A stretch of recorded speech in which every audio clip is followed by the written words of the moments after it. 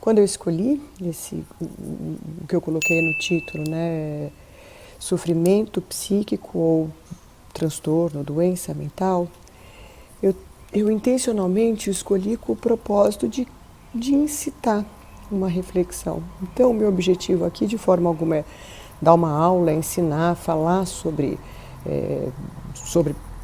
enfim, psiquiatria, no sentido de ensinar, mas muito mais no sentido de de provocar uma inquietação, uma dúvida, uma reflexão nessa forma de abordar, né, na forma que vem sendo praticada de abordar os mais diversas expressões de sofrimento mental. Eu digo isso por vários motivos. Um deles, que é óbvio para todos vocês certamente, é um número que vem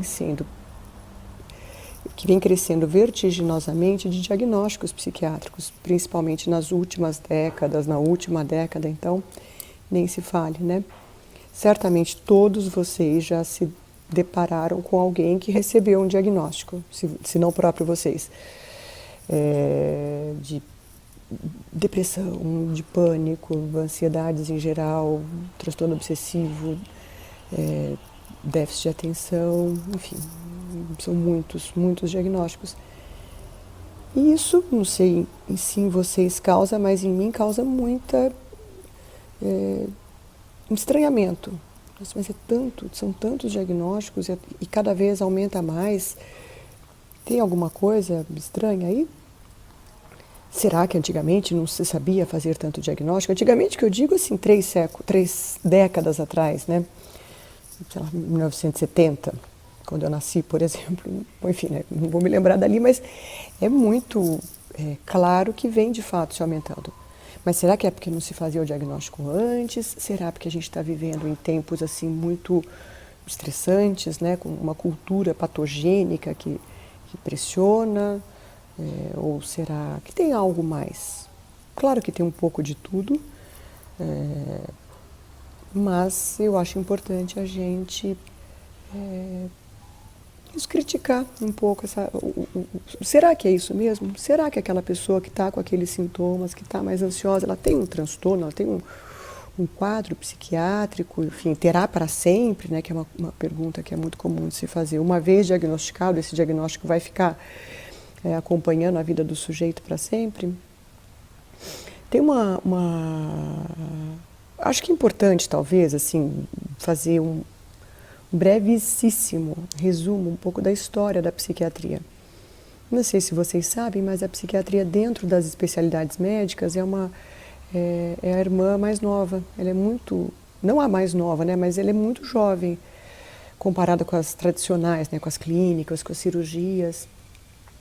A psicanálise, na verdade, nasce dessa constatação que o ser humano tem e teve desde sempre, que tem comportamentos diferentes, pessoas que apresentam comportamentos atípicos, anormais. Lembrando aqui que anormal vem de norma, e norma é um conceito da matemática, né, num conjunto.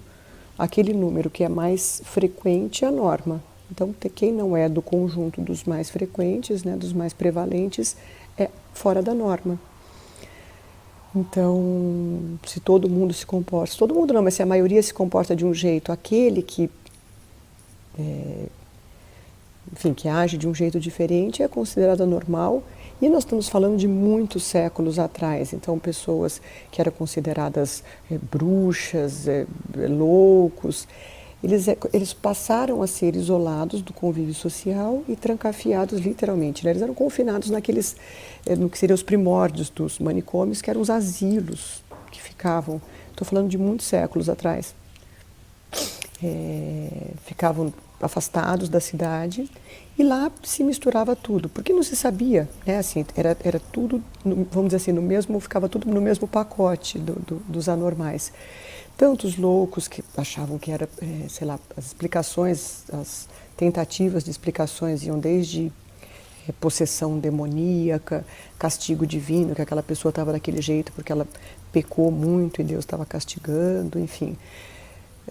Mas ficavam juntos os loucos, prostitutas, portadores de doenças venéreas, bandidos, criminosos, leprosos, e lá ficavam confinados muitas vezes para o resto da vida. E assim foi por muito, muito tempo, e uma possibilidade de mudança começou a surgir só depois da virada do século XVIII para o XIX, depois da Revolução Francesa, do Iluminismo, que pôde clarear um pouco, né, tantas trevas, porque essas pessoas eram submetidas, por exemplo, a muitos maus tratos, condições subhumanas.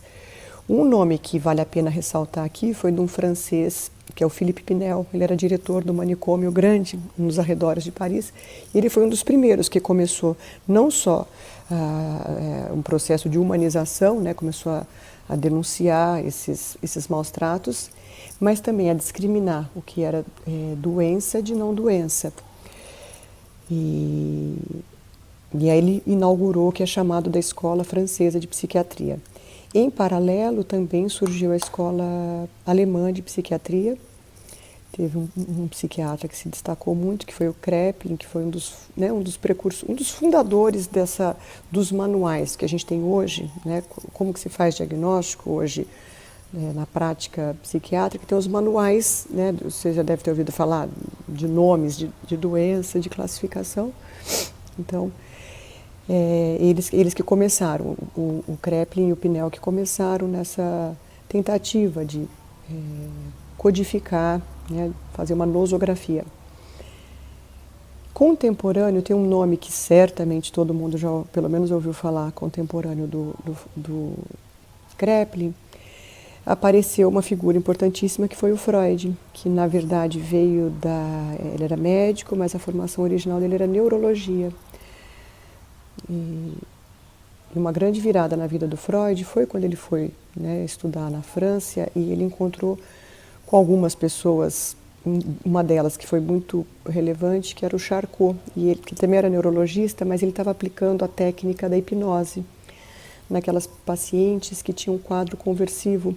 Vocês devem ter visto já em filme, algum documentário, né, aquelas pacientes clássicas, as histéricas do Freud, que elas estavam, sei lá, há anos numa cadeira de roda, por exemplo, né?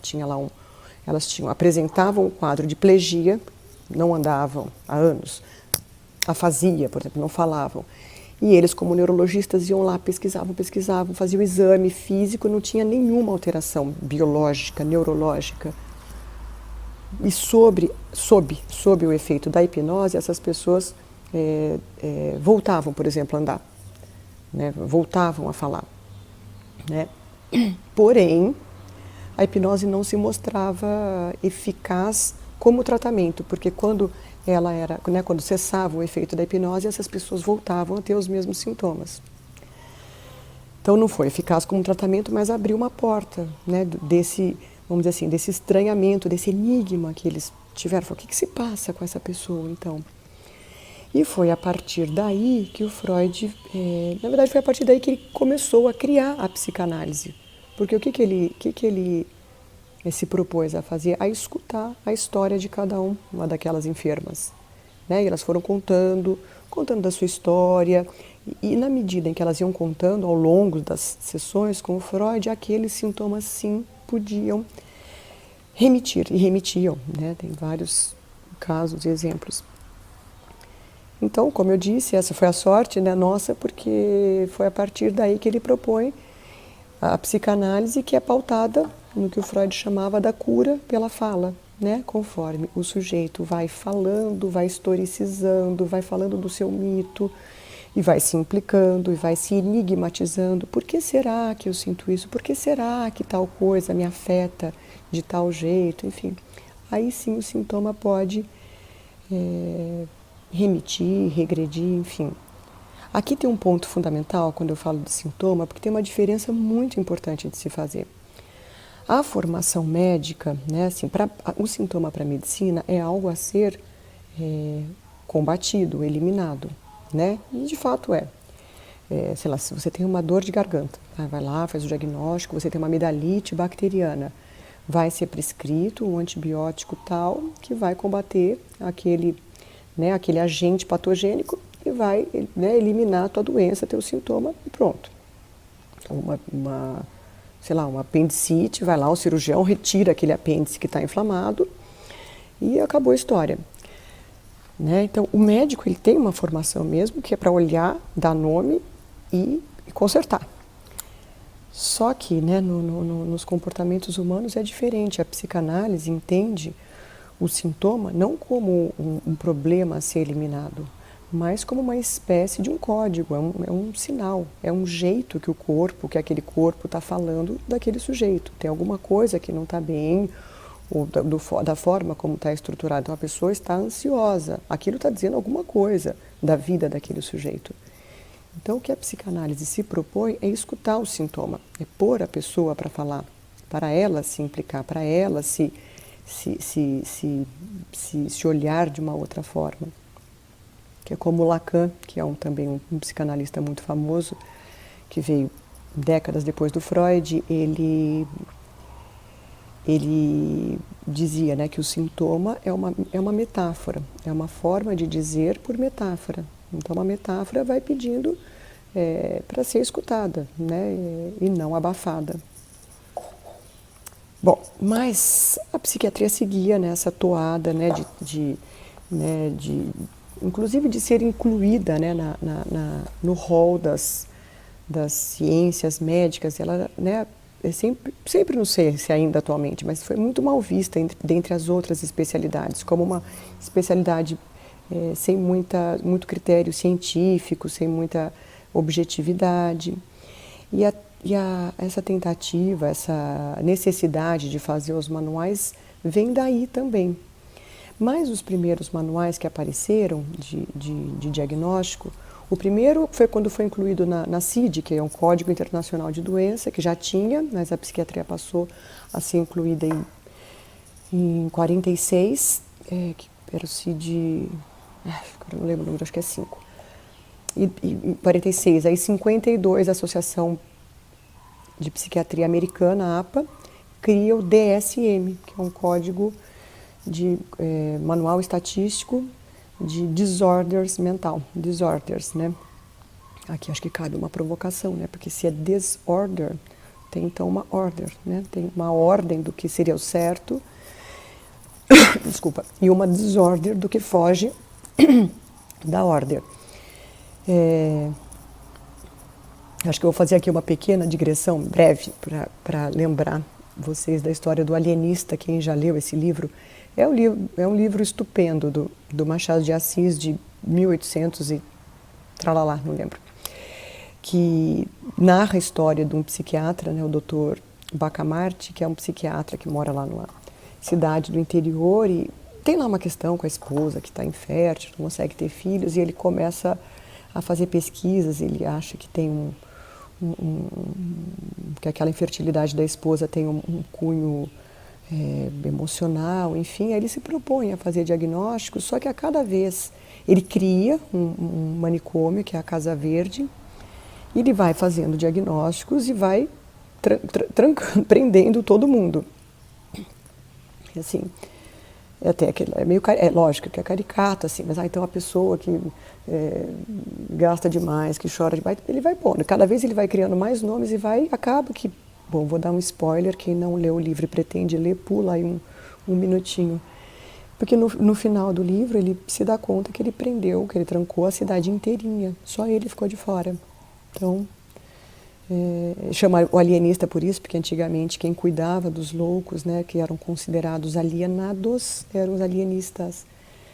E no final do livro, o que ele faz? Ele solta todo mundo, né, ele era o único anormal. Então a norma era a loucura, né, e ele era o anormal, e ele se tranca lá na Casa Verde e lá passa o resto da vida. É um livro, né, apesar de ser de, sei lá, 2, 3 séculos atrás, é um livro extremamente atual, né, extremamente provocativo, do meu ponto de vista, pelo menos. E eu lembrei dele agora porque quando eu fui falar dos manuais, se vocês forem ler, não sei se vocês já fizeram essa experiência de pegar, por exemplo, a última versão do DSM, que é o DSM-5. Se você for ler, não fizer isso e forem fazer, eu já antecipo, não se assustem. É muito difícil você não se enquadrar em pelo menos um diagnóstico, porque eles foram crescendo tanto, assim, tanto nome para todos ditas condutas desviantes. Então, né, por exemplo, se você vai ao shopping e você se propõe a não gastar, não vou, estou com o orçamento apertado, não vou gastar mais, mas aí você chega e não consegue, e aí, na hora que você vê, você já comprou. Você olhou aquela bolsa na vitrine e ficou super afim e não resistiu e dividiu no cartão e comprou. É muito comum escutar essas histórias no consultório, muito comum. E a pessoa diz e fala assim, nossa, mas eu acabei, na hora que passou o cartão, eu olhei para a bolsa, já não era mais a mesma coisa, já me deu até um mal-estar, me deu culpa, arrependimento. Você tem, né, você vai dizer, essa pessoa tem uma doença da compra compulsiva? Eu não estou dizendo nem que sim e nem que não, porque não cabe, não é o caso aqui. Claro que precisaria, sei lá, escutar muito mais essa pessoa, esse sujeito. O que será que se passa com você? Que mal-estar será que está aí operando, aparecendo na tua vida? Que essa ilusão, essa promessa, esse encanto que você sente pela bolsa, sei lá, promete uma outra situação, um alívio, sei lá. Então, o mínimo que se precisaria é pôr essa pessoa para falar como é que é isso, né, que você não consegue se controlar, que, enfim, você não consegue escolher o que você vai fazer, que você não tem a liberdade de pensar, vou ou não vou comprar, né? Será que é o caso? Será que é agora? Mas eu acredito que se eu rapidamente der o nome de transtorno sei lá, da compra compulsiva e der para essa pessoa um remédio, esse remédio pode até ajudar essa pessoa a comprar menos por um tempo, mas esse sintoma vai aparecer daqui a pouco em algum outro lugar, porque o remédio não vai chegar no que desencadeia aquele ato, aquele comportamento, que daquela vida, da vida daquela pessoa que não está legal, que não está, sei lá, minimamente equilibrado ou escutado, e então aparece ali, naquele sintoma, por exemplo. Continuando falando dos manuais, assim, enquanto as primeiras versões, eles traziam ainda um espaço para essas influências da psicanálise, né? Que então, quer dizer, davam aí uma possibilidade de se levar em conta a subjetividade, a historicidade dos sujeitos. A partir de 1980, que é do DSM-2 para o 3, a versão 3 já tem, né, é uma revisão que tem uma virada total, em que é considerado como se fosse o divórcio litigioso, não é litigioso, mas um divórcio da psiquiatria com a psicanálise, né? Então, a partir dali, os manuais vão ficando cada vez mais enquadrados no campo, né, da ciência. O que eu chamo de ciência? A ciência positivista, uma ciência da lógica, né, que a ciência positivista, ela busca as leis universais. Então, sei lá, a partir de 37,8 graus no corpo da gente é considerado febre. Pronto, não tem dúvida, é febre, ponto, isso é uma ciência positivista. E precisa estabelecer normas e padrões para vários motivos. A partir, sei lá, a temperatura de congelamento da água é 0 graus Celsius de uma altitude tal, ponto. É uma lei universal, é um postulado. Vocês acham que é possível enquadrar os comportamentos humanos nesse tipo de ciência? Deixar essa pergunta aí, espero que inquiete vocês, mas eu particularmente acho que não, porque, sei lá, por exemplo, uma pessoa que perdeu um ente querido, que passou por um luto, que está passando por um luto, e ela está mal, ela está chorando, ela está afetada por aquilo, expressando seus afetos.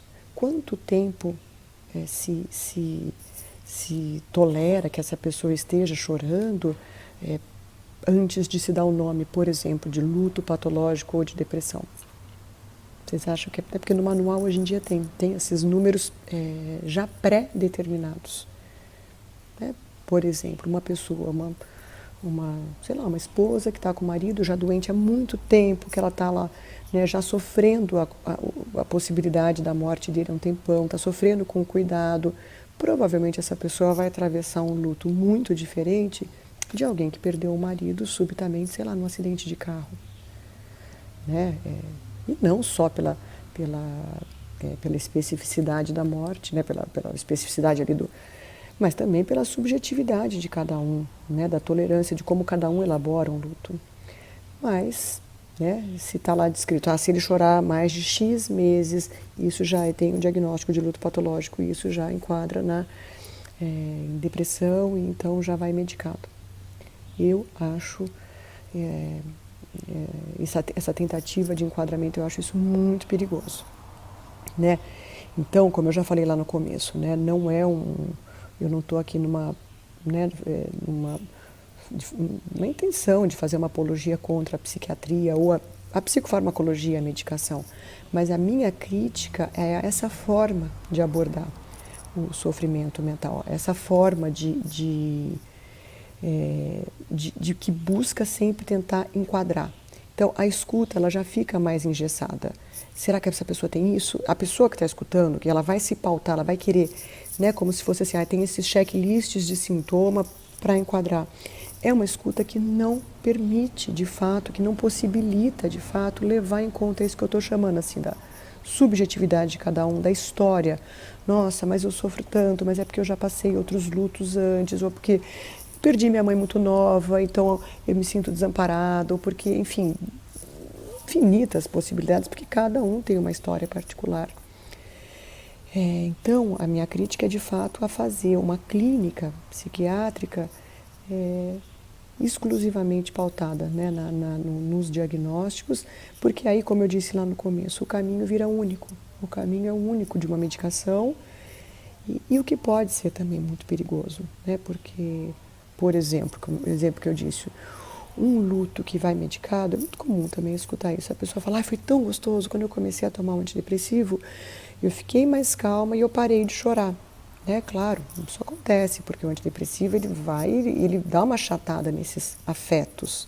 Lembrando, pessoal, que afeto é a expressão que nós temos, a expressão que nós humanos temos com o encontro, né, quando nos defrontamos com o real da vida. Né? Então, se aquilo me assusta, se meu namorado me dá um bola fora não fora, né? Bola fora é outra coisa, mas pode ser também.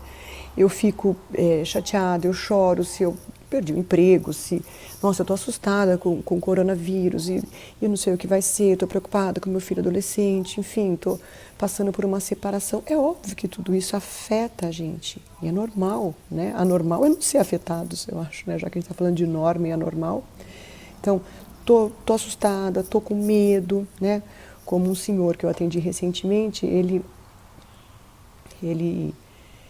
enfim, ele pegou o coronavírus, ele foi para o hospital, foi para a UTI, quase morreu, já acho que com 70 anos. E quando ele saiu da internação, da UTI, ele fez o que eu chamo assim, sei lá, num quadro maníaco. Ele estava, né, super animado, super falante. Começou todo mundo, que bom que ele está animado, porque ele está reagindo bem, mas era uma animação estranha, que fugia um pouco, né, do esperado, né? Provavelmente essa pessoa, né, eu soube depois, ele já era uma pessoa que estava com dificuldade com envelhecimento, com questões assim de vaidade, de medo de doença, medo da finitude, o que é normal, o que é esperado que as pessoas tenham, né? Então, por isso que a gente fala, nós humanos somos seres de linguagem, a gente fala, nossa, que estranho, está envelhecendo, né? Nossa, puxa vida, agora tem que tomar não sei quantos comprimidos por dia. Nossa, puxa, olha lá meu filho jovem, começando a vida, tendo filhos e eu aqui, né, caminhando para a morte. É inexorável, né? Mas conforme a gente fala, aí tem uma possibilidade da gente elaborar luto. Elaborar luto não é só de morte, né? É das perdas que a gente vai tendo, das impossibilidades da vida. Mas voltando a esse caso, pelo jeito essa pessoa já vinha atravessando, né, conflitos que não estavam muito, sei lá, bem tratados. E quando ele, né, passou lá pela essa experiência do Covid e a experiência do possível encontro com a morte, isso deve ter afetado ele de um jeito que ele se defendeu assim, agora eu vou fazer tudo, vou comprar, vou fazer, vou consertar, vou dar conselho. E estava no estado perigoso, ele precisou ser medicado, porque, né, não dormia, estava maníaco. Então, mas eu vou falar que essa pessoa tem, sei lá, um transtorno bipolar? Não, não acredito que tenha. Mas ele fez um quadro maníaco. Pelo manual, até ele seria enquadrado num quadro maníaco, mas eu não acho que ele vai precisar tomar remédio o resto da vida. Ele vai tomar remédio por um tempo pontual para dar uma enxugada naquele excesso, naquele perigo que está na vida dele, e aí tomara que ele possa se escutar um pouco. Nossa, por que será que eu fiquei assim? Por que será, né? Acho que eu estava bem assustado, né? Fiquei bem assustado com essa experiência que eu tive. Inevitável, né? Né, quando eu digo desses conflitos, por exemplo, não só, eu não estou falando, eu falei no caso de um idoso que está em conflito né, com uma possível aproximação do final da vida. Mas é óbvio que isso não é só para idoso, né, gente? Eu vou ser um pouco, sei lá, óbvia, falar uma coisa meio óbvia que todo mundo se dá conta de um jeito ou de outro, mas nós estamos absolutamente imersos, né, na nossa contemporaneidade, a nossa sociedade. Há muitas décadas já se vem estudando e falando muito sobre isso, né? Tem teóricos que escreveram livros maravilhosos assim, da sociedade do espetáculo, dessa cultura da hipervalorização da imagem, né? Praticamente todo mundo está aí. Eu não vou dizer todo mundo assujeitado, porque acho que tem pessoas que lidam com mídias sociais de uma maneira não problemática, não perigosa. Mas muitas pessoas, os jovens então, que é algo que tanto eu vejo, quanto eu escuto de pais, quanto eu me preocupo, né, com as minhas filhas, de estarem sujeitas a eu vou exagerar, vou dar um nome assim, de uma ditadura da imagem, de uma ditadura do bem-estar. Se você abre o Instagram, o que você enxerga lá? Né? Você enxerga o que as pessoas querem postar, e elas querem postar, obviamente, o melhor delas, o melhor ângulo, né? A melhor foto com a melhor maquiagem, né? De uma imagem perfeita, né? E que efeitos danosos isso pode provocar nos que olham, nos que assistem toda essa exibição de imagens maravilhosas? Eu não vou ser, né? Não estou dizendo que não seja verdade, que aquela pessoa que coloca aquela foto não seja, por exemplo, sei lá, bonita, que não tem um corpo, sei lá, maravilhoso para os moldes dos parâmetros atuais, ou um celular de última geração, ou um carro. O perigo é aquele que não tem, porque aquilo ali pode ser uma verdade, mas é um pedaço, um fragmento da verdade da vida daquele sujeito, né? E lembrando, gente, imagem é só a casquinha da gente, né? Um pedacinho da gente. O duro é a pessoa que vê tomar aquela parte como um todo, né? E não conseguir se atentar que aquilo é uma parte de uma verdade, se é que for, porque tem Photoshop, porque tem mentiras, né? Enfim, tem de tudo. Mas o efeito danoso é para aquele que vê e se sente, sei lá, é feio porque não tem aquele corpo, porque não tem aquele sorriso, fracassado porque não tem aquele celular, aquele carro, incompetente porque não conseguiu, enfim, infinitos exemplos também. Isso é muito perigoso e, a meu ver, isso está obviamente muito associado com esse número absurdamente crescente de diagnósticos, porque essas pessoas muitas vezes vão para os consultórios e dizem: nossa, eu estou tão insatisfeito com a minha vida, ou então eu queria ter outra coisa que eu não sei bem o que é, e me sinto ansioso, e me sinto, essa palavra eu acho perigosíssima, me sinto incompetente, me sinto fracassado, porque eu devia estar de um outro jeito, né? E às vezes nem se dá conta que tem esses parâmetros impossíveis, esses ideais, né, que por exemplo, que as mídias sociais, que as imagens podem prometer para a gente. Então, gente, e aí, por exemplo, podem se incursar, quando eu falo de um caminho perigoso que a psiquiatria pode fazer numa vida de uma pessoa, é porque se ela leva esse mal-estar para um médico, e muitas vezes não é só psiquiatra, um ginecologista, um neurologista, enfim, cardiologista, fala assim: nossa, mas você está assim, você está, eu me sinto feia, eu olho no espelho, não gosto, eu choro. Isso chama depressão. Então você tome aqui seu Prozac, você tome aqui esse remédio. Tanto abafa, como eu falei, né, abafa a possibilidade que essa pessoa se interrogue, quanto pode fazer um efeito de uma alienação.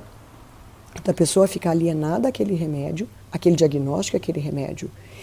Então, e não tolerar mais, né, e não saber mais como lidar com os seus afetos, não poder falar mais disso. Não, eu sinto isso, eu choro, eu fico desanimada porque eu tenho depressão. E não porque, não estou satisfeita com a minha vida ou com o meu casamento. O que eu vou fazer a esse respeito? Será que eu, enfim, vou mudar de profissão? Será que eu vou buscar outras coisas? Será que eu vou me separar? Será que eu vou fazer uma análise? Será que eu vou procurar alguma ajuda de outra ordem? Nossa, estou muito acelerada. Será que eu vou...